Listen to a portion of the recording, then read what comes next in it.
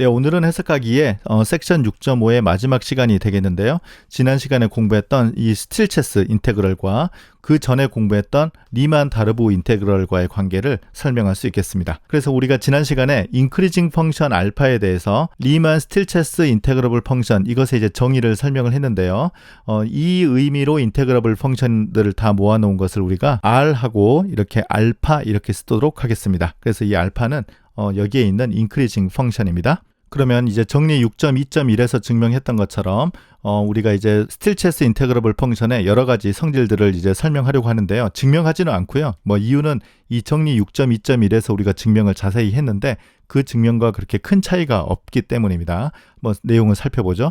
두 개의 이렇게 스틸체스 인테그러블 펑션이 있으면요. 두 개 더한 거 그리고 상수 곱한 거 역시 이 같은 인크리징 펑션 알파에 대해서 스틸체스 인테그러블이다. 그리고 이제 이렇게 우리가 인테그러블식을 나눌 수 있다. 이거 증명은 여기가 이제 x일 때와 똑같습니다.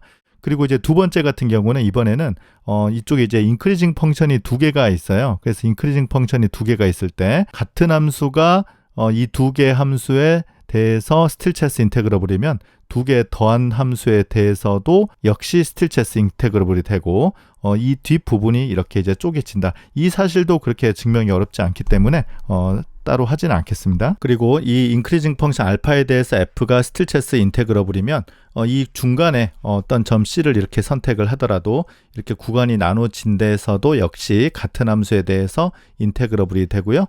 이렇게 적분식이 나눠진다. 이거 역시 증명은 똑같습니다. 네 번째는 이제 컴패리슨 시오렘인데요. 두 개의 인테그러블 펑션이 있는데 이 fx보다는 gx가 항상 크거나 같을 때 이 두 개의 이제 적분값이 존재한다는 건 이제 이 조건으로부터 당연하고요. 이것의 이제 부등호는 바뀌지 않는다. 이것도 증명이 그렇게 어렵지 않습니다. 그리고 이제 f가 인테그러블 펑션일 때 절대값 f도 인테그러블이고 우리가 이제 트라이앵글 이니퀄리티라고 했었죠. 네, 이거 역시 똑같이 성립한다는 것은 우리가 이 시간에 따로 증명하지는 않고 이 내용을 활용하도록 하겠습니다. 그런데 이제 앞서 우리가 리만 다르보 인테그러블 펑션에 대해서 증명했던 것과 증명 방법이 약간 다른 거는 좀 소개하도록 하겠습니다. 세오렘 6.3.6에서 적분의 평균값 정리를 공부했었어요. 그런데 이제 그때는 우리가 미적분학의 기본 정리를 먼저 설명하고 그 에어리어 펑션 기억하시죠? 엔티 디리버티브 펑션도 나왔고요. 이제 그런 것들을 우리가 활용해서 이 앞에서는 증명했는데요.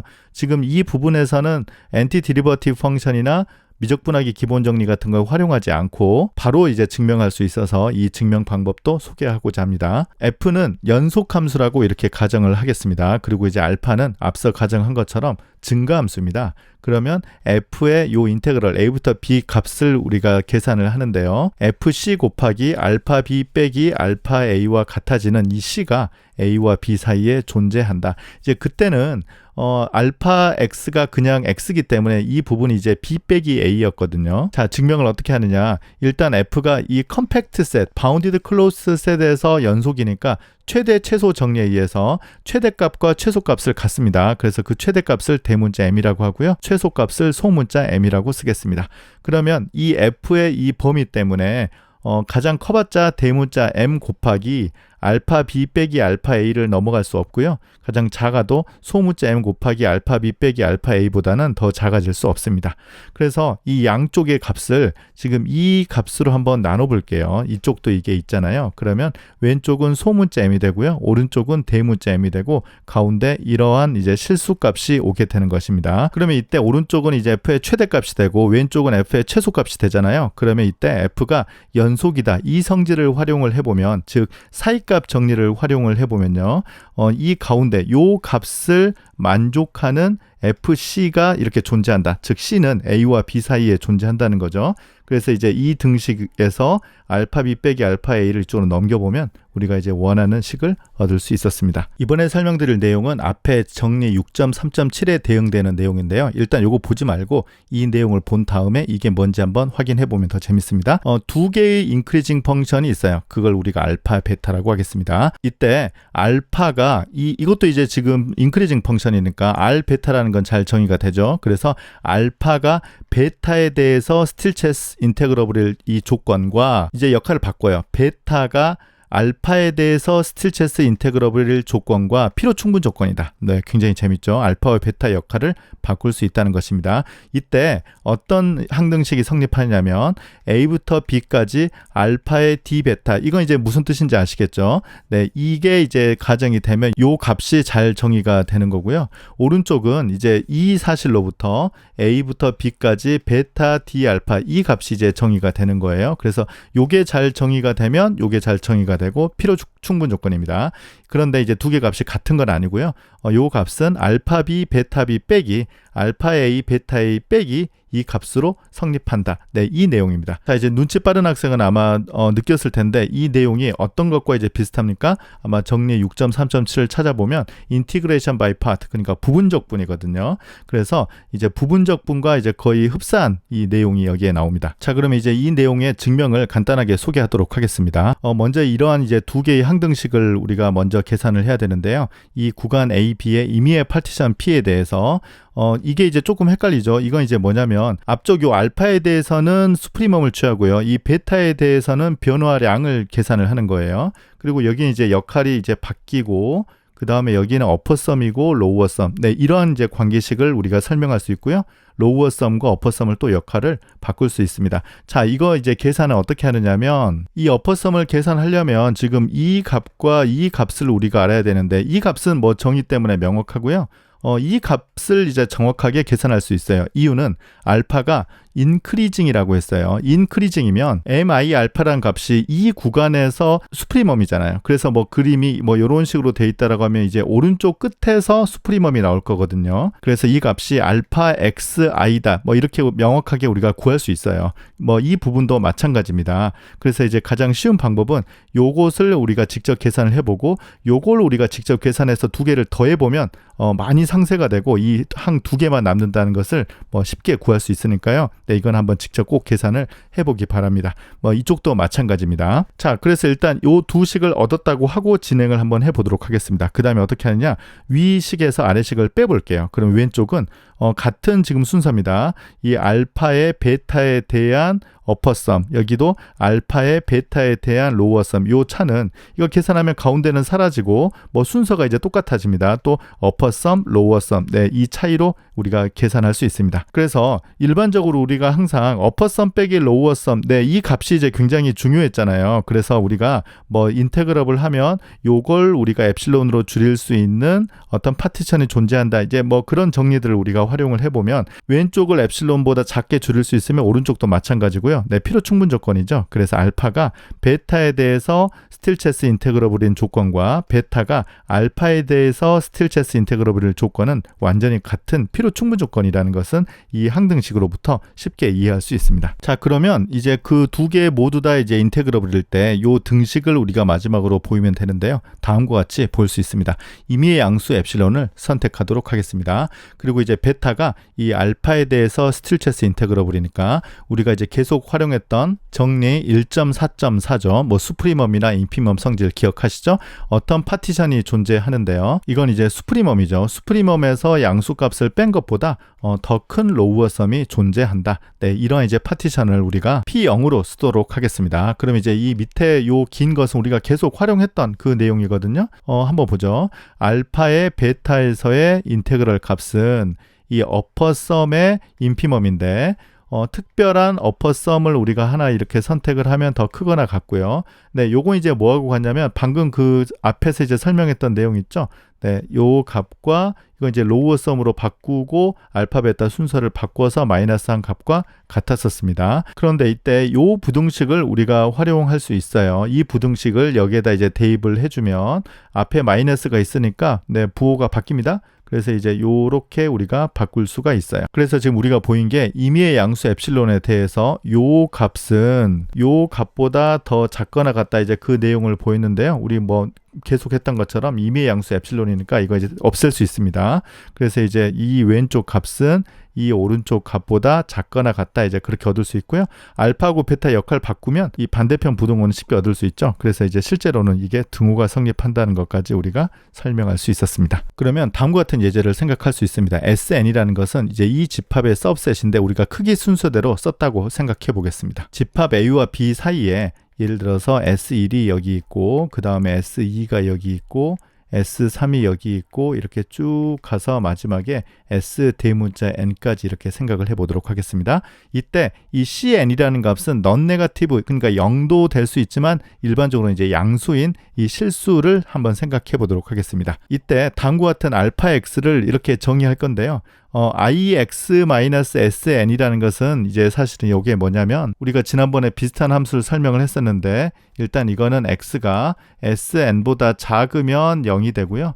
x가 sn보다 더 크거나 같으면 1이라는 값을 주는 이런 점프 펑션, 스텝 펑션을 우리가 기호를 이렇게 썼습니다. 그러면 이제 여기에다가 앞에 non negative real number cn을 이렇게 곱해서 n은 1부터 n까지 다 이제 더한다는 뜻이거든요. 그러면 이제 사실은 이게 increasing이 돼요. 이유는 다음과 같습니다. 일단 x가 s1보다 작을 때는 이게 모두 다 0이니까 여기는 이제 0이 됐다가 그 다음에 여기를 넘어가는 순간 이제 이 값이 1이 되니까 어떤 값이 더해집니까? 바로 c1이라는 값이 더해지죠. 그래서 c1이 여기 있다라고 하면 그래프가 이렇게 해서 이렇게 연결이 될 거예요. 지금 여기는 이렇게 해서 이렇게 되고요. 그 다음에 S2가 넘어가는 순간 여기에 이제 C2가 하나 더 더해지니까, 그런데 C2는 아까 non negative라고 했으니까 이 값은 이렇게 해서 여기까지 이렇게 더해질 겁니다. 그래서 이 값은 C1 더하기 C2가 돼요. 그래서 이제 계속 이렇게 올라가니까 우리 계단함수 스텝 펑션이라고 생각할 수 있겠습니다.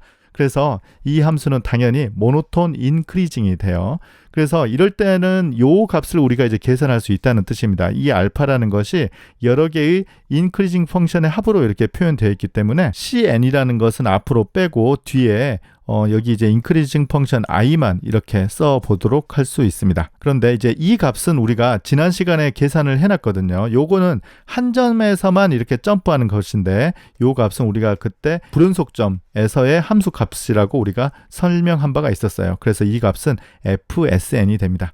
그래서 이쪽 그 인크리징 펑션 쪽이 이렇게 계단 함수가 되면 각 불연속이 되는 그 점에서 f 함수 값을 계산한 다음에 이 점프하는 것들을 전부 다 곱해서 이렇게 더한 값이 된다라고 생각할 수 있습니다. 그럼 예를 들어서 다음과 같은 문제를 풀 수 있는데요. f는 제가 이제 바운디드 펑션이라고 했는데 적당히 이제 이 적분이 항상 존재하는 함수라고 생각하겠습니다. 연속 함수라고 생각해도 좋습니다. 그럼 fx가 이렇게 주어져 있을 때 뒤에 이제 그 인크리징 펑션 역할을 하는 함수를 우리가 여러분들이 잘 알고 있는 가우스 x로 한번 생각하겠습니다. 가우스 x는 우리가 잘 알고 있듯이 이렇게 계단 함수이고 인크리징 펑션이 되는 거죠. 그래서 우리가 스틸체스 인테그럴을 고려해 볼 수 있습니다.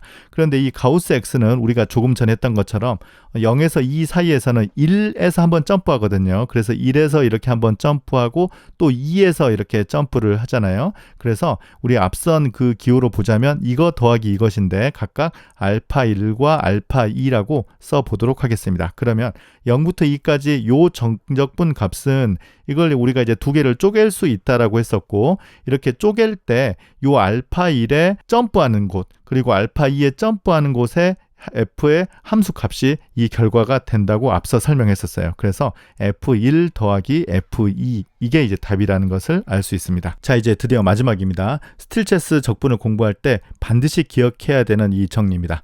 지금 제목이 리만 인테그럴과 스틸체스 인테그럴과의 중요한 이제 관계식입니다. 다음과 같습니다. f가 일단 요렇게만 쓰면 스틸체스가 아니고 그냥 다르브 리만 인테그러블이죠. 그리고 이제 알파가 모노톤 인크리징 펑션이라고 가정을 했고요. 지금 특이하게 여기에 이 뒤에 알파가 지금까지는 한 번도 이 가정이 없었는데 디퍼런셔블, 즉 미분 가능이다라는 조건까지 주고요. 그 도함수가 역시 다르브 리만 인테그러블이다. 네, 이 두 가지 조건을 이렇게 주었을 때 다음과 같은 성질이 성립합니다. 결론은 이 f는 이 알파에 대해서 스틸체스 인테그러블 하고요. 다음과 같은 중요한 항등식이 성립한다는 것입니다. 그래서 이 왼쪽은 f의 스틸체스 인테그럴이고요. 오른쪽은 지금 이거 보시면 헷갈리면 안 되는 게 f 곱하기 알파 프라임 요 함수의 다르브 리만 인테그럴이에요. 그래서 이제 오른쪽 값을 조금 풀어서 써보면 fx 곱하기 알파 프라임 x dx 이렇게 쓸 수 있는 거예요. 자, 이걸 이제 기억하는 방법은 다음과 같습니다. 이 알파가 디퍼런셔블이고 이 알파 프라임이 리만 다르보 인테그러블이 되면 이 뒤에 d 알파 있죠? 요 d 알파하고 여기 보면 알파 프라임 x dx 네, 이것과 이제 같아진다는 거예요. 마치 우리가 미적분학 시간에 치환적분할 때 그 기호와 뭐 똑같다고 우리가 생각할 수 있습니다. 그래서 이 등식을 한번 설명해 보도록 하겠습니다. 증명을 조금 엄밀하게 하려면 엡실론 부분이 이제 들어가는 데를 이제 조금은 더 엄밀하게 설명을 해야 되는데 전체적인 그 철학만 설명해 보도록 하겠습니다. 네, 결과를 러프하게 써보면 이렇게 쓸 수 있습니다. f가 다르브 인테그러블이고 알파 프라임도 역시 다르브 인테그러블이고 이건 이제 인크리징입니다. 알파가 이러면 f가 이 알파에 대해서 스틸체스 인테그러블이다. 이걸 이제 보이려고 합니다. 그래서 가정은 요 두 개예요. 일단 인테그러블이니까 f는 바운디드입니다. 그래서 ft의 절대값이 모든 t에 대해서 m보다 작거나 같다. 일단 요 m을 이렇게 잡아주고요.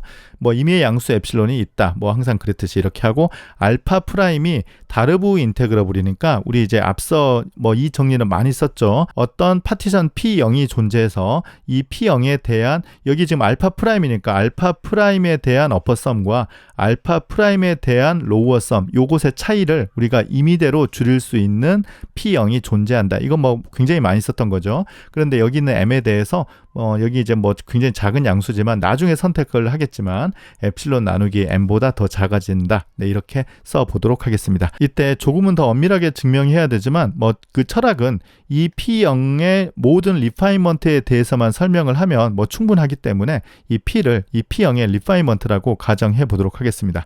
그리고 이제 중요한 것이 지금 알파 프라임이 여기 있잖아요. 그런데 알파가 디퍼런셔블이라고 했으니까 평균값 정리를 우리가 활용할 수 있어요. 네, 평균값 정리를 활용하는 그 이유는 우리가 이제 아까 여기 보면 알겠지만 알파 프라임이라는 것으로 바꿔야 되거든요. 그러니까 d 알파는 요게 철학이 알파의 변화량인데 여기에 알파 프라임이라는 그 표현이 나와야 돼요. 그래서 이제 그걸 생각을 해보면 델타 알파 i라는 것은 기호의 정의가 이 값이기 때문에 여기에서 이제 평균값 정리를 활용해보면 알파 프라임 ti 그리고 이제 여기는 xi 빼기 1이니까 그게 바로 델타 xi잖아요.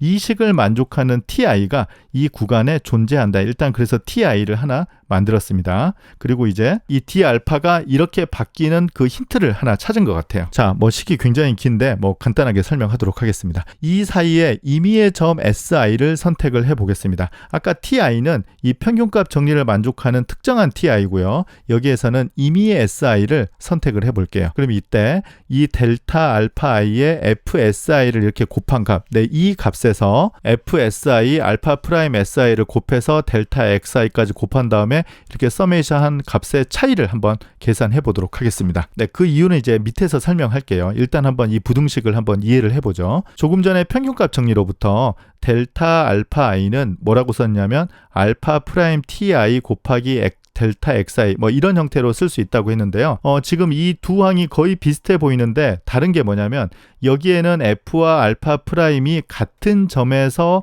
그 높이를 생각한 거고요. 지금 여기는 fsi이고요. 여기는 알파 프라임 ti니까 요 값과 요 값이 달라요. 그럼에도 불구하고 이 값과 이 값의 차이가 거의 없다라는 것을 설명하고자 합니다. 자, 이 계산을 어떻게 시작하느냐면요. 시그마 안에 두 개가 지금 겹치거든요. 요거하고 요게 이제 같고요. 요거하고 요게 같잖아요. 그래서 이걸로 묶어준 다음에 트라이앵글 이니퀄리티를 해주면 앞에는 fsi의 절대값이 되고요. 뒤에는 델타 xi 뭐 이건 양수입니다. 그리고 가운데 요 식이 요렇게 오고요. 그 다음에 요 식이 요렇게 와서 절대값이 되는 것을 알 수 있습니다.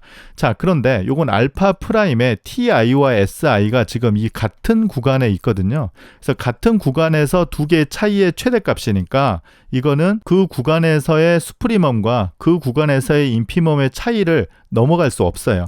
그런데 요거 대신에 요거를 이렇게 바꿔주면 이 앞에 걸 계산해주면 어퍼썸이 되고요. 뒤에 걸 계산해주면 로우어썸이 되는 걸 알 수 있습니다. 물론 여기에서 이 fsi는 제일 처음에 대문자 m보다 작거나 같다고 했기 때문에 이렇게 상수로 밖으로 꺼내줄 수 있습니다. 그런데 우리가 제일 처음에 P0이 뭐였느냐면 이 값이 우리가 마음대로 줄일 수 있는 파티션이었어요. 네, 여기 보시죠. 이 식이죠. 이 값을 우리가 마음대로 줄일 수 있었어요. 그래서 여기 앞에 m이 붙어 있기 때문에 우리가 엡실론으로 바꾸기 위해서 엡실론 나누기 m이라고 아까 쓴 겁니다. 그래서 m을 없애주면 엡실론으로 줄일 수 있겠습니다. 그래서 이 절대값을 없애보면 이 왼쪽 값은 그래서 요 항을 이쪽으로 넘기는 거죠. 그래서 요 항 더하기 엡실론보다 작다 이렇게 할 수 있고요. 이거는 사실은 어퍼썸을 넘어갈 수 없죠. 그러니까 이때는 요 함수 값에 어퍼썸을 넘어갈 수 없어요. 그래서 어퍼썸 p f 알파 프라임을 넘어갈 수 없어서 이게 더 크고요. 더하기 엡실론 이렇게 똑같이 씁니다. 그러면 이미 si에 대해서 요 값은 이걸 이제 넘어갈 수 없으니까 사실은 이 어퍼썸 역시 이 오른쪽 값을 넘어갈 수 없다. 뭐 이렇게 설명할 수 있겠습니다. 그래서 이제 이러한 부분에서 이 엡실론에 대해서 조금은 더 엄밀하게 설명해야 되겠지만 아까 설명드린 대로 지금은 이 전체적인 증명의 철학만 설명하고 있습니다. 그리고 이제 마찬가지로 아까 이 부등식으로부터 이것과 이거 이제 역할을 바꿀 수 있거든요. 그래서 이제 요것과 요것을 우리가 이제 똑같이 설명할 수 있습니다. 그래서 이제 각각 인피멈을 취해주면 여기는 이제 어퍼 인테그럴, 여기 어퍼 인테그럴 이렇게 되고요. 여기도 이제 인피멈을 취해주면 여기도 어퍼 인테그럴 이렇게 되는 거고 엡실론 다 떼면 부등호가 이제 서로 반대가 성립하니까 이 두 개가 같다 이렇게 결론을 내릴 수 있습니다. 그래서 이제 조금 전에 이제 요걸 이제 설명을 했고요. 뭐 거의 비슷하게 로우어 인테그럴도 같다는 걸 설명할 수 있습니다. 우리 가정은 f와 알파 프라임이 리만 다르브 인테그러블이니까 두 개 곱은 역시 다르브 인테그러블이 되는 거잖아요. 그래서 오른쪽 요 두 식의 값이 사실은 같습니다. 그러니까 저 오버 바와 언더 바를 없앨 수가 있죠. 그래서 이 왼쪽 두 식이 같다는 것을 우리가 얻을 수 있죠. 그래서 결론은 f가 알파에 대해서 스틸체스 인테그러블이고 모든 게 다 같으니까 이 두 개가 같다라고 우리가 결론을 내릴 수 있겠습니다. 자, 증명을 책에 있는 것과 약간 다르게 했는데요. 책의 증명 조금 어려워 보여서 이러한 이 부등식으로부터 우리가 이 부등식을 얻을 수 있다. 그러한 철학만 좀 설명하고 싶었습니다. 자, 그럼 이제 마지막으로 여기 있는 함수가 이제 미분이 되면, 그러니까 미분 가능하면 마치 치환 적분처럼 이런 스틸체스 적분을 쉽게 할 수 있다. 그 예제만 보여주도록 하겠습니다.